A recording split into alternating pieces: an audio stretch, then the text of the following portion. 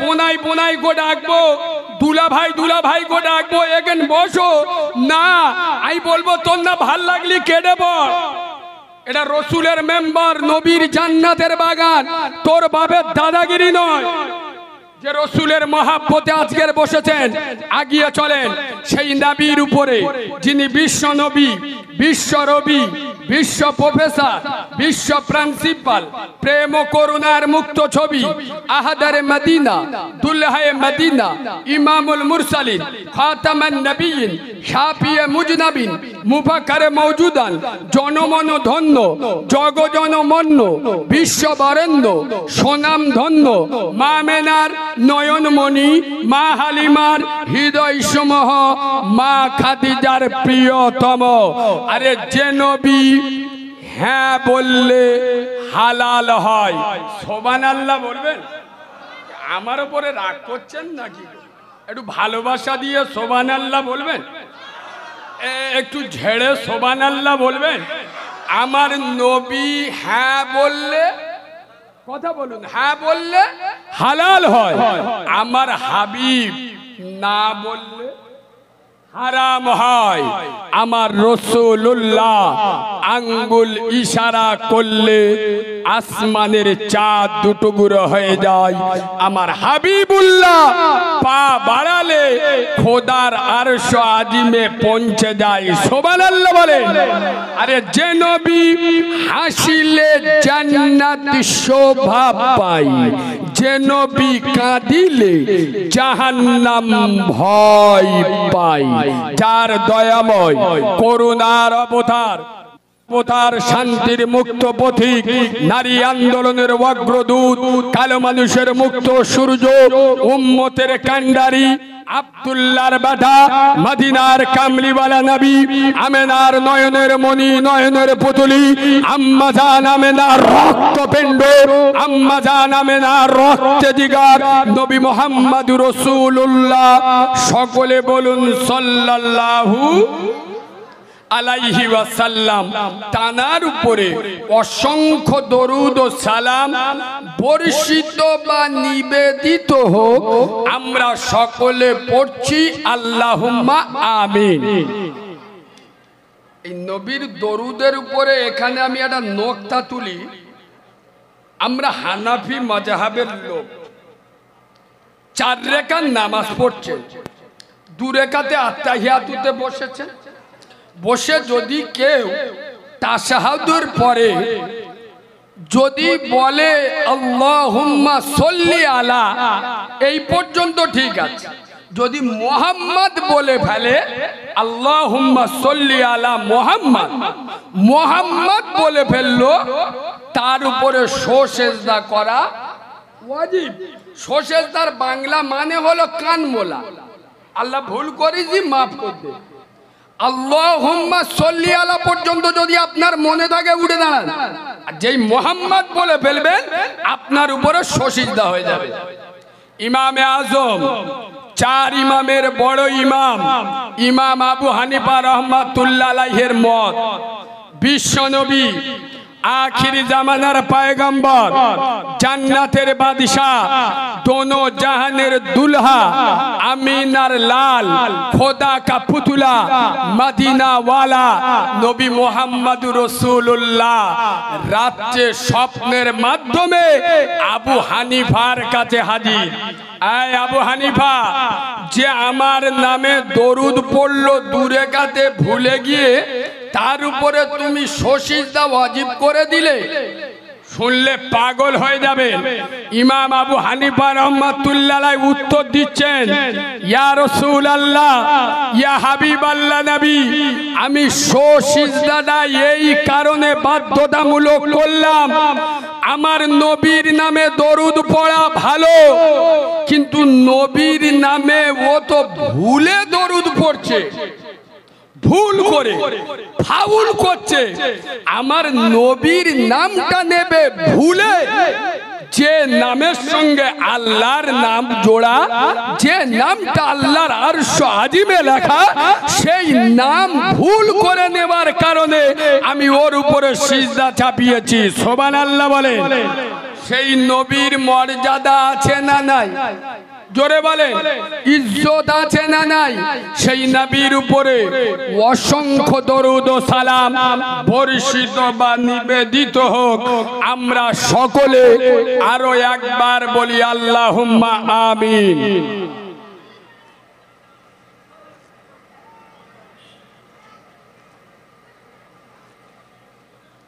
ঠিক তারপরে পরে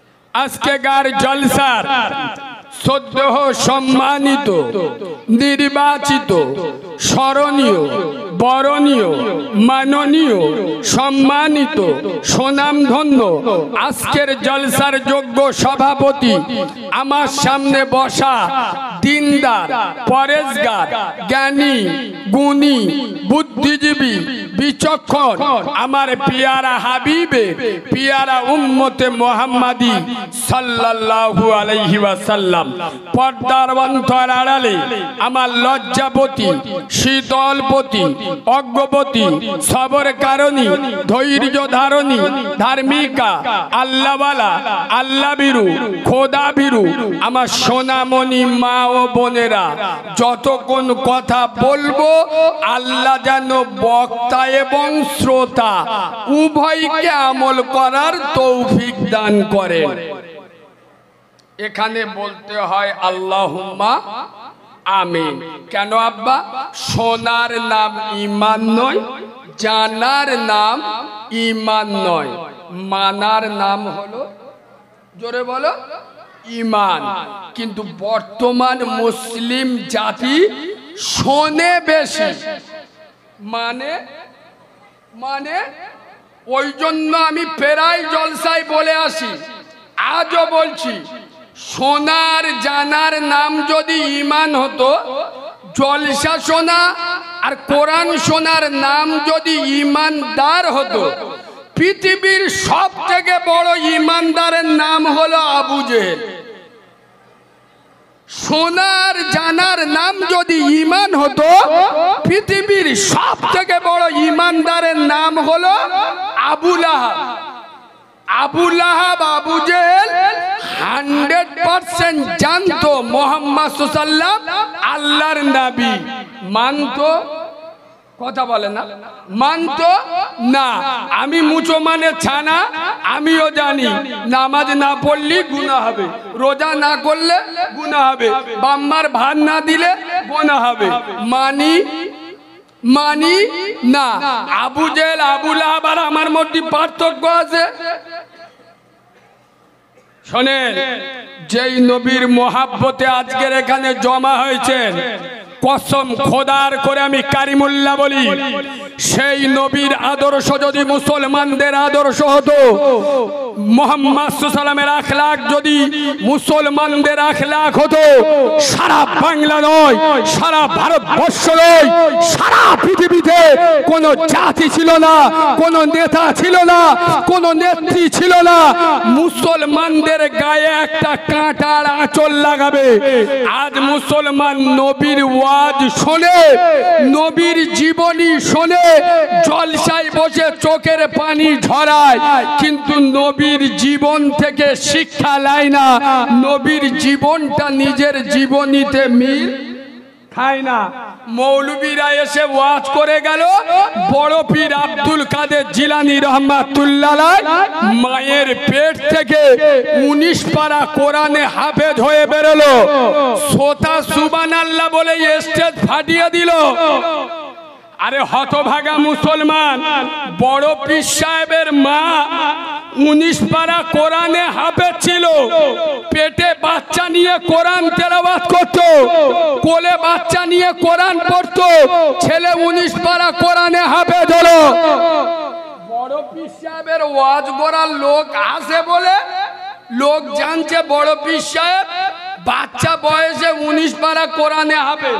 শুনবেন, গত পরশু দিনের ঘটনা বলছি, গত পরশু দিন কলম পত্রিকায় দিয়েছিল, পশ্চিম বাংলায় একটা জেলা আছে বীরভূম জেলা, নাম শুনেছেন? বীরভূম জেলায় একটা থানা আছে মুরারয়, মুরারয়ের রামচন্দ্রপুর গ্রামে একটা 8 বছরের বাচ্চা মেয়ে, ক বছর?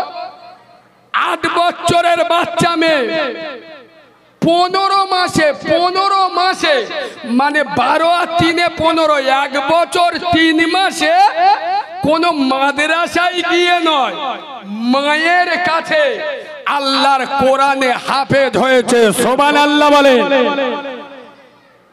জমি ভালো হলে ফসল ভালো হয়।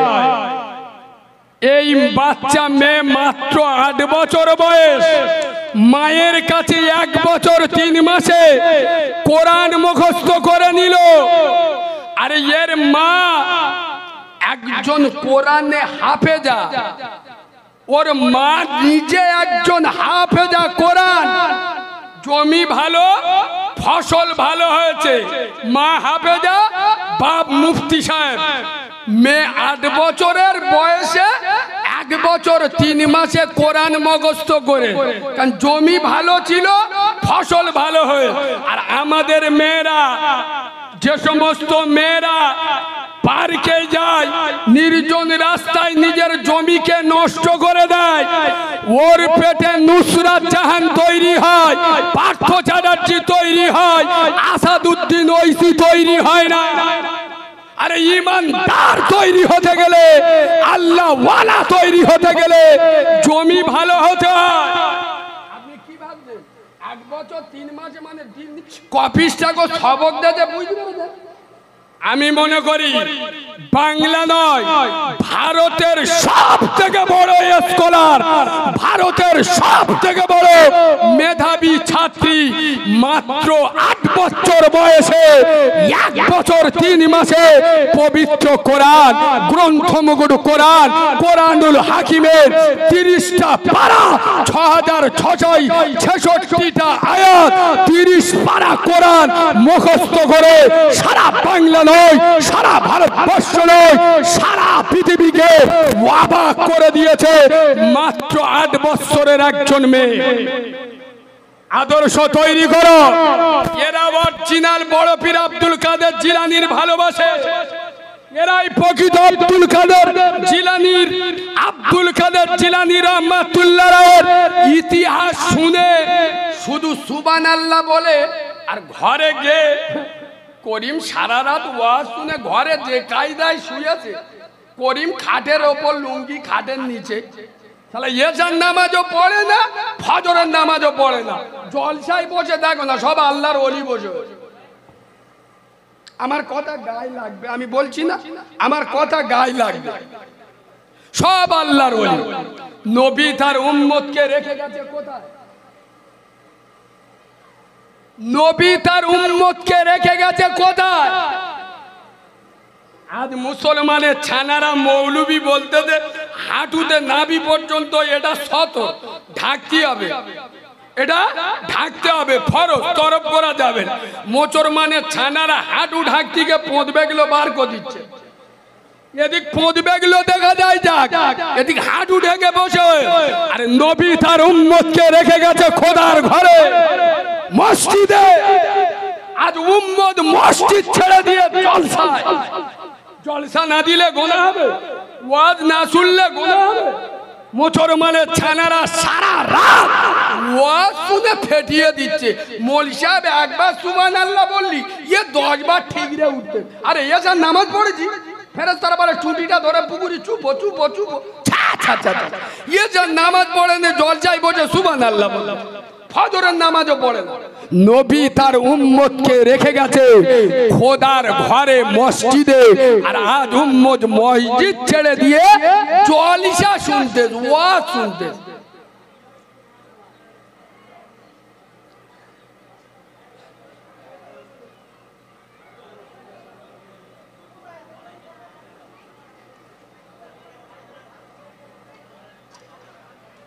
কিছু বলছো? কিছু বলছো?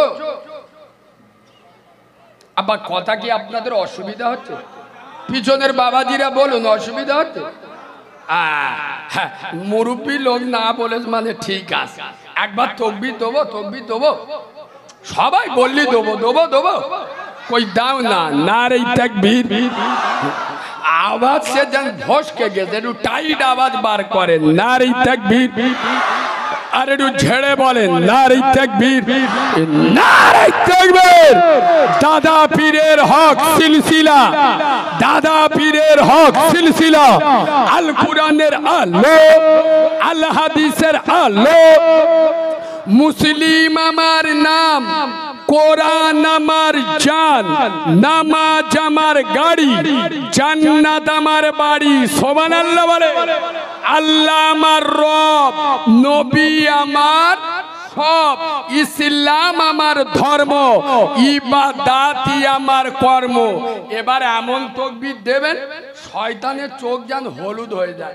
এইরকম আওয়াজ দেন, নারী তাকবীর, নারী তাকবীর, নারী তাকবীর। দরুদ শরীফ আল্লাহুম্মা।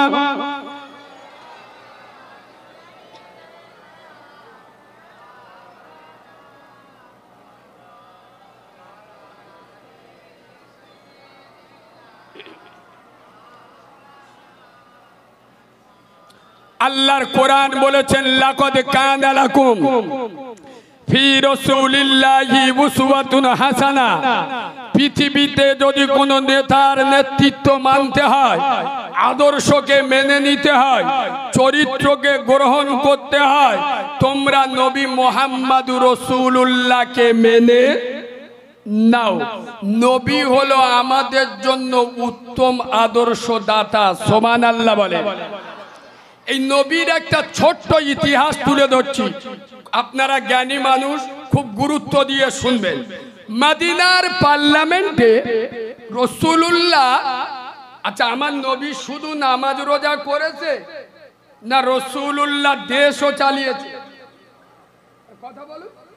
নবী দেশ চালাননি? মদিনার রাষ্ট্রপ্রধান হননি? রাসূলুল্লাহ মদিনার প্রেসিডেন্ট, মদিনার রাষ্ট্রীয় নায়ক। রাসূলুল্লাহ আইন পাশ করলো, ইসলামী আইন পাশ করলো কি, যে চুরি করবে তার ডান হাত, যে হাতে চুরি করবে সেই হাতটা কেটে নেওয়া হবে। এখন কুরাইশ বংশের একজন মহিলা চুরি করেছে, ইসলামের আইন সবার জন্য প্রযোজ্য। রাসূলুল্লাহর একটা পালক পুত্র ছিল, নাম হলো যায়েদ বিন উসামা। তো রাসূলুল্লাহ খুব ভালোবাসতেন নিজের পালক পুত্র ছেলে, তো নাতি দাদুর গলা জড়িয়ে ধরে চুমা খাচ্ছে, আর সাহাবারা বাচ্চাটা ডেকে বলছে, উসামা, নবী মনে হয় বুঝতে পারেনি এই যে হাত কাটার আদেশ দিয়েছে, কুরাইশ বংশের একজন মহিলা চুরি করেছে, এখন কুরাইশ বংশের মহিলার হাত কাটা হবে। কুরাইশ বংশ নবী বংশ, তাহলে নবীর বংশের বদনাম হবে। এই রায়টা যাতে রসুল বিবেচনা করে, সাহাবারা ভয়তে বলতে পারছেন না, কারণ এ নেতা তো আলাদা, এ আদর্শ আলাদা, এ চরিত্র আলাদা, এ আখলাক আলাদা। সাহাবারা, সাহাবা হুজুররা সাহস করে বলার সাহস পাচ্ছেন না। যায়েদ বিন উসামাকে ধরে রসুলকে বলছেন, যায়েদ বিন উসামা রসুলুল্লাহর মুখটা ধরে বলছেন, না না না না, যার হাত কাটার আদেশ দিলেন ও তো কুরাইশ বংশের মহিলা, কুরাইশ বংশের মহিলার হাত কাটা হবে, নবীর বংশের বদনাম হবে, এটা একটু বিবেচনা করলে হয় না? হে জীবন তোলার মুসলমানেরা, সারা জীবন নবীর ওয়াজ শুনেছেন, নবীর খাওয়া হয়নি, পেটে পাথর বেঁধেছে, ওয়াজ শুনেছেন, এ ওয়াজ অনেক শোনা হয়ে গেছে, রেখে দেন। নবী রাষ্ট্রপ্রধানের ওয়াজ শোনেন। আজ বিশ্ব নবী হাবিবুল্লাহ ইসলামের বিচারক, কোরআনের বিচারক, তৌহিদের বিচারক, নবুয়তের বিচারক, একত্ববাদের বিচারক, সারা বাংলা নয়, সারা ভারতবর্ষ নয়, সারা পৃথিবী রসুলের মুখের দিকে তাকিয়ে আছে। নবী আগুনের মতো উঠে সাহাবাদের দিকে তাকিয়ে বলছেন, ওরে আমার সোনার সাহাবারা, এ কথাটা আমার কোচি নাতি উসামার কথা নয়, এটা তোমাদের কথা যে কুরাইশ বংশের মহিলার হাত কাটলে নবী বংশের বদনাম হবে। এটা আমার উসামার কথা নয়, এটা তোমাদের কথা। হে আমার সোনার সাহাবারা, কান খুলে শুনে নাও, আমি আব্দুল্লাহর বেটা মুহাম্মদ, আমি আমেনার নয়নের মণি, নয়নের পুতুলি, আমি আমেনার রক্তপিণ্ড। আজ আমি ইসলামের বিচারক হয়ে বলছি, আজকের কুরাইশ বংশের মহিলা না হয়ে যদি আমার রক্ত, আমার নবুয়তের রক্ত যার গায়ে বইছে, আমার কলিজার টুকরা ফাতেমা, আমার নয়নের মণি, নয়নের পুতুলি, আমার রক্তপিণ্ড, আমার নিজের মেয়ে ফাতেমা যদি চুরি করত, খোদার কসম করে আমি বিশ্বনবী হাবিবুল্লাহ, আমি আব্দুল্লাহর বেটা মুহাম্মদ, এক মিনিটের জন্য, এক সেকেন্ডের জন্য, এক মুহূর্তের জন্য আমি দেরি করতাম না। আজ আমি ইসলামের বিচারক, আজ আমি কোরআনের বিচারক, আজ আমি তৌহিদের বিচারক, আজ আমি একত্ববাদের বিচারক, আজ আমি ইনসাফের বিচারক। আমি এক সেকেন্ডও দেরি করতাম না, আমি ফাতেমার হাত কাটার আদেশ সাথে সাথে দিয়ে দিতাম। এই আদর্শ দেখেছে? এই বাবু, কোরআনের আয়াতের সঙ্গে মিল করছি। কোরআন বলছে পৃথিবীতে যদি কোন নেতার নেতৃত্ব মেনে নাও, কোন নেতা কথা বলে না, মুহাম্মাদুর রাসূলুল্লাহ, মরণের সময় বিসমিল্লাহি ওয়া ফি সাবিলিল্লাহি আলা মিল্লাতি, কথা বলে না। মমতা ব্যানার্জি বুদ্ধবাবু বলবে না, রাসূলুল্লাহ সারা জীবন ইসলামের পক্ষে কথা বললে না, সারা জীবন ইসলামের কোন আদর্শ তোমার ভিতরে দেখা গেল না। আরে রসুলের নেতৃত্ব সারা বিশ্বকে পাগল করে দিয়েছিল, সারা পৃথিবী পাগল হয়ে গিয়েছিল। রসুল বলছেন আমার মেয়ে ফাতেমা যদি চুরি করত, আমি এক সেকেন্ড দেরি করতাম না, তার হাত কাটার আদেশ দিতাম। এই নবীর আদর্শ মানত হযরতে ওমর। হযরতে ওমর মদিনার রাষ্ট্রপতি, শুধু মদিনা নয় 22 লক্ষ বর্গ মাইলের নেতা। হযরতে ওমর নিজের দরবারে বসে আছে, একজন অগ্নি পূজক ঠাকুর পুজো করত, এসে বলছে হে আমির আল মুমিনিন, আমার ঠাকুরের হাত এবং নাক কেটে নিয়েছে, এর বিচার চাই।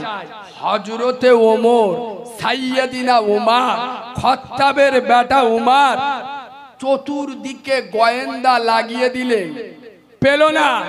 3 দিন পরে ইহুদিটা, আপনার ঠাকুর পূজারীটা যখন গেল, হযরতে ওমর তার লাঙ্গা তলোয়ারিটা আপনার ওই ঠাকুর পূজারীর হাতে দিয়ে বলছে ভাই, তোমার বিচার আমি করতে সক্ষম হইনি, তোমার ঠাকুরের হাতটা যেইভাবে ভেঙে দিয়েছে, তোমার ঠাকুরের নাকটা যেইভাবে কেটে দিয়েছে, আমি উমার আমার উপর থেকে প্রতিশোধ নিয়ে নাও। এই চিত্র দেখে পাশ থেকে একজন মদিনার মানুষ উঠে দাঁড়িয়ে বলছে, ওরে ঠাকুর পূজারী, না না, সাইয়্যিদিনা উমরের কোনো দোষ নাই রে, আমির আল মুমিনিনের কোনো দোষ নাই। আমি রাতের আধারে তোমার ঠাকুরকে ভেঙেছিলাম আমি, আজ যদি হাত ভাঙতে হয়, নাক কেটে নিতে হয়, আমাকে নিয়ে নাও।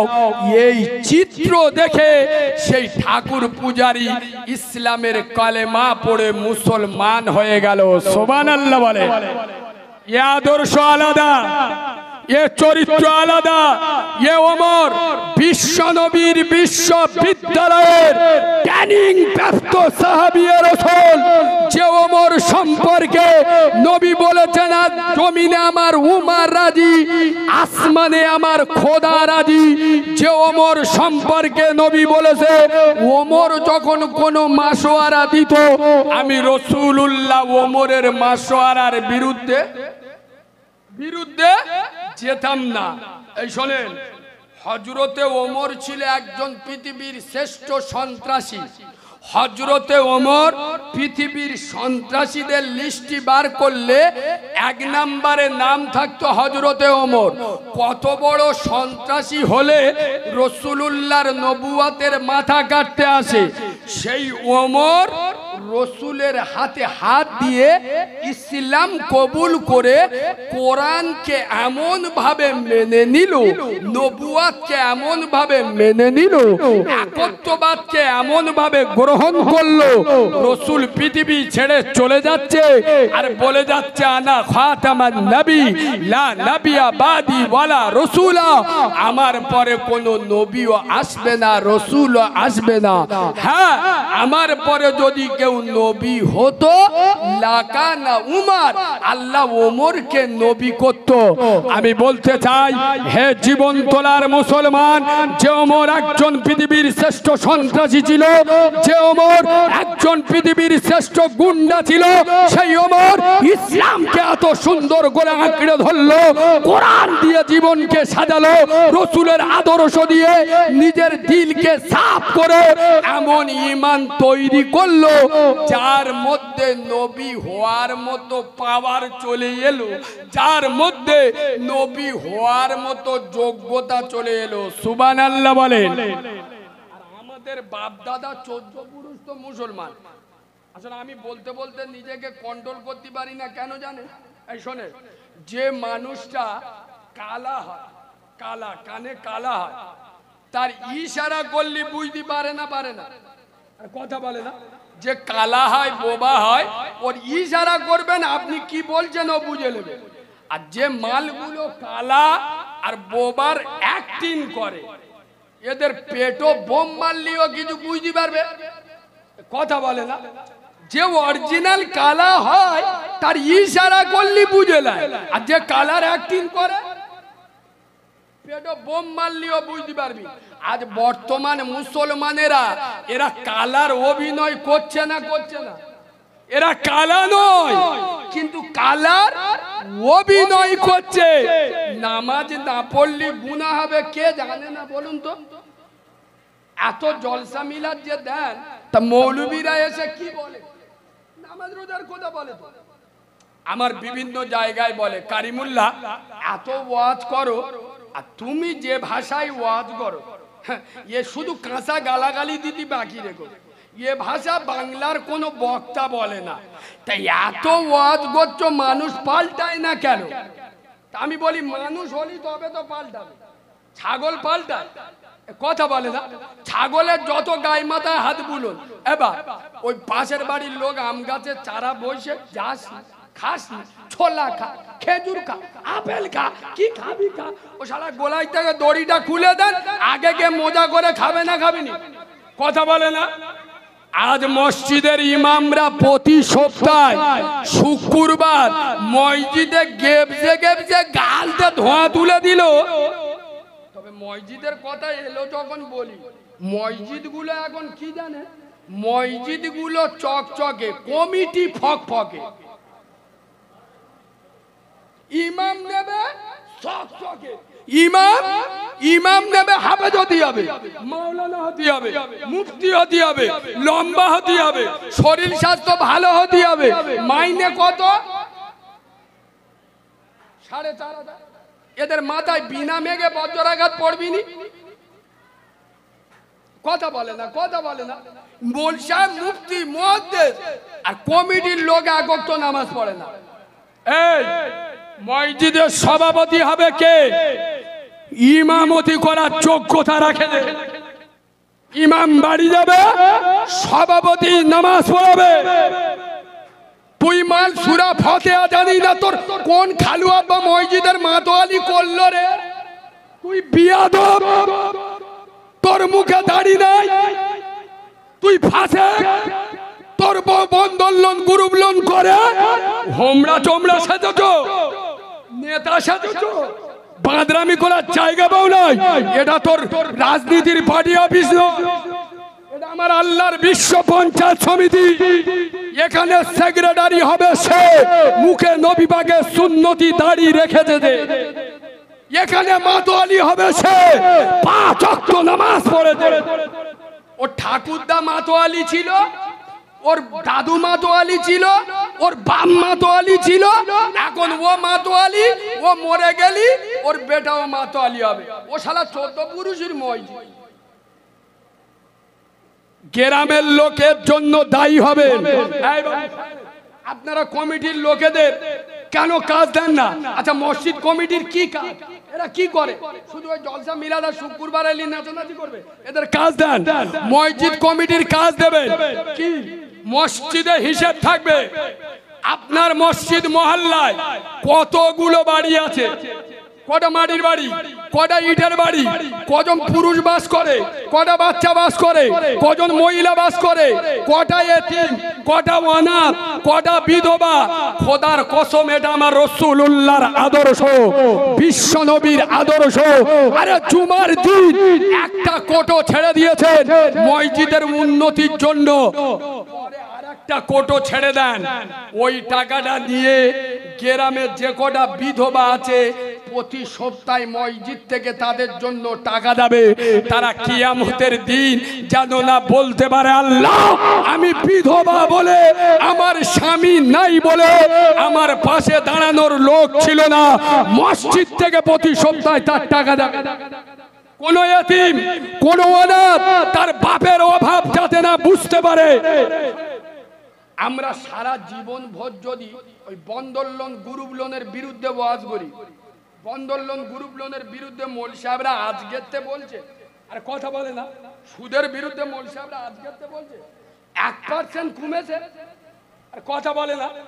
ওয়াজ করে কমাবে? ওই জন্য আমি লোক আলাদা, জোশে কথা বললে হবে না, হুঁশে কথা বলতে হবে। ওয়াজ করে মত শালা নিজের বাম্মার কথা শোনে না, আমাদের কথা শুনবে। এত ওয়াজ করছে মৌল সাহেবরা, বন্ধন কমেছে, আমি বলবো আরো বেড়েছে। এর জন্য সমাজ সচেতন হতে হবে, কি করলে এটা কমানো যায়। মসজিদ কমিটি অগ্র ভূমিকা নিতে হবে। বড় লোকদের কাছে গিয়ে 10টা বড় লোক ঠিক করে 2 লাখ টাকা দেন, নিয়ে বিনা ইন্টারেস্টে গরিব মানুষ দরকার পড়লে 50,000 টাকা নিয়ে যা, মাসে 1,000 করে দিয়ে দিবি, সুদ দিতে হবে। আগে সমাজের লোক আগে বাড়ুন, পরিকাঠামো তৈরি করুন। ওয়াজ করে বন্দর লোন বন্ধ করতে পারবেন না, ওয়াজ করে গ্রুপ লোন বন্ধ করতে পারবেন না। এগুলো সমাজকে আমাদের পাল্টাতে হবে, আর এগুলো মসজিদ থেকে শুরু করতে হবে। মসজিদের সভাপতি, সেক্রেটারি, মাতোয়ালি, এই শোনেন আব্বা, আমি কারিমুল্লাহ ওয়াজ করছি, গোটা বাংলায় ঘুরছি। আমার সংসারে আমি টাকা রোজগার করছি ঠিক কথা, কিন্তু আমার সংসারে কোথায় কি হচ্ছে না হচ্ছে আমি বেশি বুঝবো না, আমার বউ বেশি বুঝবে, আমার পরিবার বেশি বুঝবে না, যেহেতু আমি তো বাড়ি থাকি না।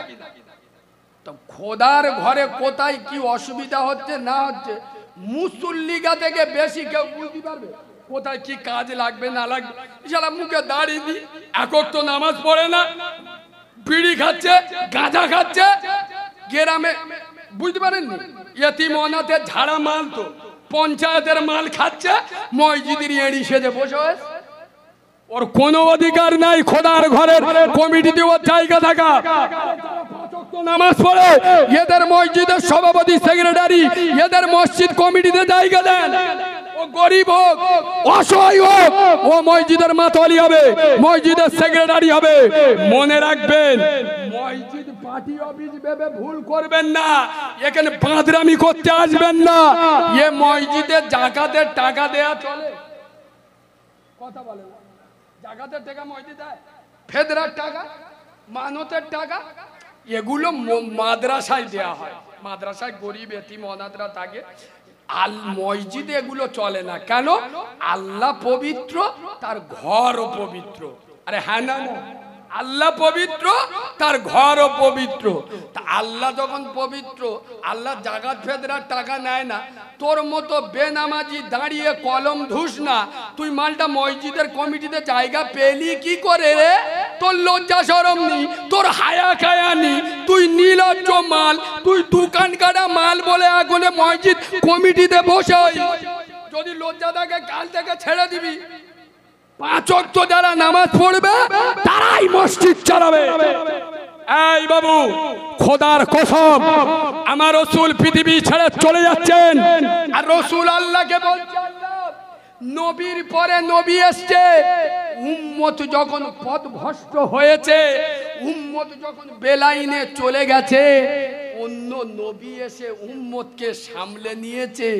ও আল্লাহ, আমি তো শেষ নবী, আমার পরে তো আর নবী আসবে না, আমার উম্মতে মোহাম্মদীরা যখন বেলাইন হয়ে যাবে, আল্লাহ এদেরকে কে দেখবে, এদেরকে কে সামলাবে? হে বাগান পাড়ার মুসলমান, কসম খোদার করে আমি কালিমুল্লাহ বলি, সেদিন আমার আল্লাহ কথা দিয়েছিল, আই মুস্তাফা স্বয়ং আমি আল্লাহ কথা দিচ্ছি, তোমার উম্মতে মোহাম্মদীদের দায়িত্ব আমি আল্লাহ নিজে গ্রহণ করলাম।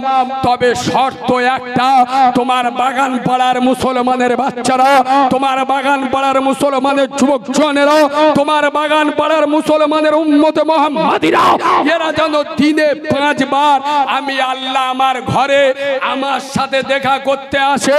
এদের অভাব শুনবো, এদের অভিযোগ শুনবো, এদেরকে বিপদে পড়লে আমি আল্লাহ পাশে দাঁড়াবো, এদের ব্যবসা বাণিজ্যতে বরকত দেবো। শর্ত একটা, দিনে 5 বার আমার ঘরে এসে আমার সাথে যেন দেখা করে। আল্লাহর ঘর কোথায়?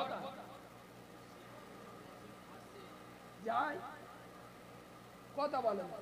হ্যাঁ, সপ্তাহে 8 বার, শুক্রবার মুচো মানে খাতায় নামটা রাখতে হবে, আল্লাহর সাথে দেখা করতে।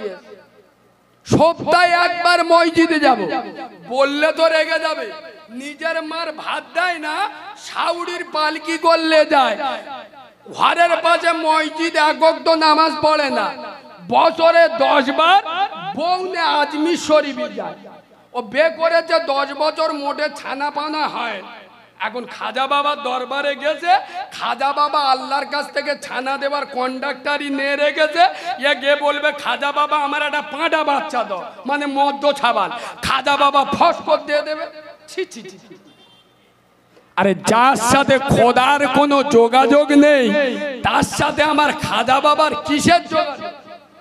এই বেয়াদব, যার সাথে আল্লাহর কোনো সম্পর্ক নাই, তার সাথে আমার ফুরফুরা দাদা পীরের কিসের সম্পর্ক? মসজিদে যাও, নামাজ পড়ো। রাসূলুল্লাহ বলেছেন, মান তারাকা সালাতা মুতাআম্মিদান ফাকাদ কাফার, যারা ইচ্ছা করে নামাজ ছেড়ে দিল ওরা কাফের হয়ে গেল। করিম চার দোকানের সামনে তাস পিটতেছে, জাব্বার দাদা নামাজ পড়তে যাচ্ছে, ইয়ে তাস পিটতে পিটতে বলতেছে ও নামাজ পড়তে যা, কি হয়েছে কি? ওতে আমার ইমান ঠিক আছে। আরে এরম বলে না, বলে না, বলছে আমি তাস পিটতে যা, কি হয়েছে কি? ও নামাজ পড়তে যা, কি হয়েছে? ওতে আমার ইমান ঠিক আছে। এ মালটার কিরাম ইমান ঠিক আছে শুনবেন? এই শোনে, মালিক দেখবেন গোশত খায়, হাড়টা নিয়ে কুকুরের দেয়। মালিক মাছ খায়, কাঁটা নিয়ে কুকুরের দেয়। সেই কুকুর কাঁটা হাড় খেয়ে মালিকের ওপরে ইমান রাখে না রাখে না? জোরে বলুন, রাখে। তাহলে কুকুরের ইমান আছে, কিন্তু কুকুর জান্নাতে যাবে? জোরে বলো না। আরে তুরুপ চালানো কুকুরেরও ইমান আছে, কিন্তু এ কুকুরও জান্নাতে যাবে? জোরে বলো। বাঁদরামি করলে চেবড়ে সোজা করে দেবো, বিয়াদব। নামাজ নেই একক তো, খালি বাম মরে গেলি 40-এ খানা করে গ্রামের লোক খাচ্ছে। মৌলবি দাউদ করে খাচ্ছ, মৌলবিদের দেখলি কবর ভয় খায়। কবর হযরত ফাতেমা, নবীর নবুয়তের রক্ত যার গায়ে আছে, সেই ফাতেমার থেকে ভয় খায় নে। আমার মতো জন্দরা মৌলভী সাহেবের দেখলি কবর ভয় খায়। বিয়াদব, নামাজ পড়ো, মসজিদে যাও, আল্লাহর কাছে দাও। বিশ্ব নবী বলেছেন আসসালাতু খায়রুম মাউযুই। জলসায় বসে বসে, এই নবী দিবসের জলসা হচ্ছে, বক্তারা এসে ওয়াজ করছে, নবী তায়েফের মরুভূমির বালুতে রাসূলুল্লাহর পাথরের বাড়িতে মেরেছে, রাসূলের নবুয়তের গায়ে আপনার পবিত্র বডিতে রক্ত ঝরছে, আপনার জুতোয় জমাট বেঁধে যাচ্ছে। এ তো চাচা বসে বসে কি কান্না কাঁদে। আমার তো মনে হয় শালা চোখে আমি একদম পাকা চিডিং মার। তুমি নবী মার খাচ্ছে শুনে কাঁদছো। আচ্ছা নবী মারটা কেন খেলো? নবী মারটা কেন খেলো? এই নামাজের আন্দোলন করতে গিয়ে, এই নামাজকে পৃথিবীর মাটিতে বিকশিত করার জন্য, এই নামাজকে পৃথিবীর মাটিতে উদ্ভাসিত করার জন্য, এই নামাজকে পৃথিবীর মাটিতে ছড়িয়ে দেওয়ার জন্য, এই নামাজকে পৃথিবীর মাটিতে প্রতিষ্ঠিত করার জন্য যে নবীর পেচ্ছাপ পাক, যে নবীর পায়খানা পাক, যে নবীর রক্ত পাক, যে নবীর ঘাম পাক, যে নবীর কোন ছায়া ছিল না, সেই নবী তার নবুয়তের রক্ত ঝরালো। সেই নবী তার নবুয়তের একটা দুটো নয়, চার চারটে দান মুবারক শহীদ করলো এই নামাজের আন্দোলন করতে গিয়ে। আর আজ বাগান পাড়ার জুমা মসজিদে আজান হয়, মুসলমানের ছানারা, মুসলমানের বাচ্চারা চার রাস্তার মোড়ে বসে পাবজি চালাচ্ছে। এরা কুকুর ডেকে ডেকে মরবে, আল্লাহর কি রে বাপ। হ্যাঁ, এরা কুকুর ডেকে ডেকে মরবে। এদিক খোদার মসজিদের মুয়াজ্জিন বলছে হাইয়া আলাস সালাহ, আয় এই আমি আল্লাহ ডাক দিচ্ছি, আয়। তোর ফিশারি লস হয়েছে তো? আরে আমি আল্লাহ, আমি পৃথিবীর সবচেয়ে বড় সরকার, সুবহানাল্লাহ বলো। আমার কাছে আয়। এই তোর মেয়ের বিয়ে দিতে পারছিস না, আমার ঘরে আয়। ও মাল তো ফ্রি ফায়ারে ব্যস্ত, তুরুপে ব্যস্ত। এরা কোন মুখে মুসলমান বলে দাবি করে? কোন মুখে? এই বাবু, মুসলমানের কোন জিনিসটা আপনার ভিতরে রয়েছে? আপনি উদুম বলে দিলে আমি মুসলমান, আমি মেনে নেব? মুসলমানের কোন সংখ্যাটা তোমার ভিতরে আছে? রাসূলুল্লাহ বলেছেন মান তারাকা সালাত ফাকাদ হাদামাত দ্বীন, যারা আমার নামাজকে ছেড়ে দিল ওরা আমার দ্বীনটা ধ্বংস করে দিল। as-সালাতু ইমাদুদ্দীন, নামাজ হলো ইসলামের খুঁটি। যারা নামাজ ছেড়ে দিল ওরা আমার ইসলামের খুঁটিটা। আজ এই নবী দিবসের মাহফিলে আমি বাচ্চা মাওলানা কারিমুল্লাহ জেহাদি, আল্লাহ আমার সুদূর ডায়মন্ড হারবার থেকে নিয়ে এসেছেন। আর আমি 6 বছর বয়স থেকে ওয়াজ করছি, আপনারা অনেকে আমার চেনেন। এই জলসায়, আমার গোলাম ভাইয়ের জলসায় এই নিয়ে আমি 3-4 বার আসছি। বহুত দিন আগে 2-3 বার এসেছিলাম। আমি সেই বাচ্চা মাওলানা কারিমুল্লাহ জেহাদি সুদূর ডায়মন্ড হারবার থেকে আপনাদের এই বাগান পাড়ায় জলসা করতে এসেছি। কসম খোদার করে আমি কারিমুল্লাহ বলি, আজও কিন্তু আমি খালি হাতে আসি নাই। আজ আমি বাচ্চা মাওলানা কারিমুল্লাহ জেহাদি এই জীবন তোলায় বাগান পাড়ার মুসলমানদের হাতে, বাগান পাড়ার যুবক জওয়ানদের হাতে, বাগান পাড়ার তরুণ নবীনদের হাতে, বাগান পাড়ার নওজওয়ানদের হাতে, বাগান পাড়ার বয়স্ক বাবাজিদের হাতে, বাগান পাড়ার সোনামণি মা বোনদের হাতে, এক হাতে আল্লাহর কোরআন তুলে দিতে চাই, আর এক হাতে আল্লাহর নামাজের পাঠি তুলে দিতে চাই। যে মুসলমান কোরআন মেনে নেবে, নামাজের পাঠিকে সঙ্গী করে নেবে, কসম খোদার করে আমি কালিমুল্লাহ বলি, সারা বাংলা নয়, সারা ভারতবর্ষ নয়, সারা পৃথিবীতে কোনো জাতি নাই, কোনো নেতা নয়, কোনো নেত্রী নয় মুসলমানদের গায়ে একটা কাঁটার আঁচল লাগাবে।